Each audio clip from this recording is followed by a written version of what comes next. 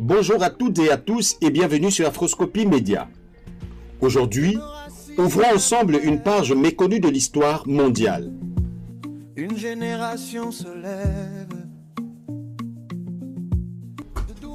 Depuis des siècles, les manuels scolaires ont souvent présenté Christophe Colomb comme le premier navigateur à avoir découvert l'Amérique en 1492.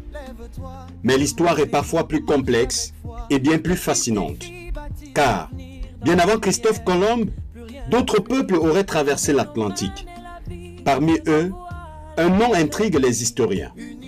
Bakari II, aussi appelé Aboubakari II, empereur du grand empire du Mandé, ancêtre du Mali actuel. Nous sommes au début du XIVe siècle. L'Afrique de l'Ouest connaît alors un âge d'or. Tombouctou rayonne, les échanges commerciaux prospèrent et les souverains du Mandé dirigent l'un des plus riches empires du monde.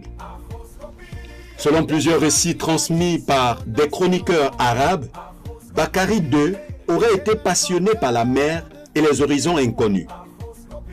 L'histoire raconte qu'il aurait d'abord envoyé une flotte de 200 navires explorer l'océan Atlantique. Un seul serait revenu, rapportant qu'un puissant courant marin avait entraîné les autres vers l'ouest. Fasciné, Bakari II aurait alors organisé une seconde expédition, bien plus vaste, avec des milliers d'hommes et de nombreuses embarcations, avant de partir lui-même. Et il ne serait jamais revenu. Ce récit nous est notamment rapporté par Al-Oumari, historien arabe du XIVe siècle, qui recueillit les paroles de Mansa Moussa, successeur de Bakari II. Mansa Moussa expliquait que son prédécesseur avait abandonné le trône pour cette grande aventure maritime. Alors, Bakari II a-t-il réellement atteint l'Amérique? À ce jour, aucune preuve archéologique définitive ne permet de l'affirmer avec certitude. Mais plusieurs chercheurs estiment que cette hypothèse mérite d'être étudiée sérieusement. Les courants marins entre l'Afrique de l'Ouest et les Amériques rendent un tel voyage techniquement possible. Des indices culturels et certaines similitudes ont aussi nourri le débat. Au-delà de la question du premier arrivé, cette histoire nous rappelle surtout une chose essentielle.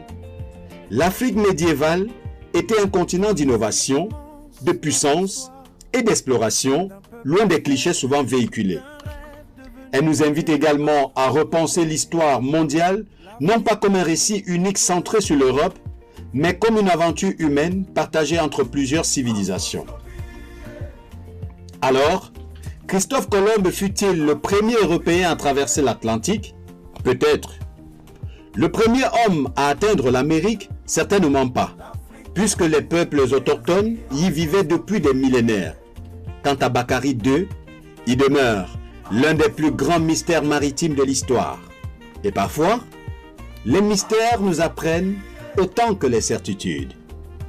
À très bientôt pour une nouvelle chronique où l'histoire révèle ses secrets oubliés.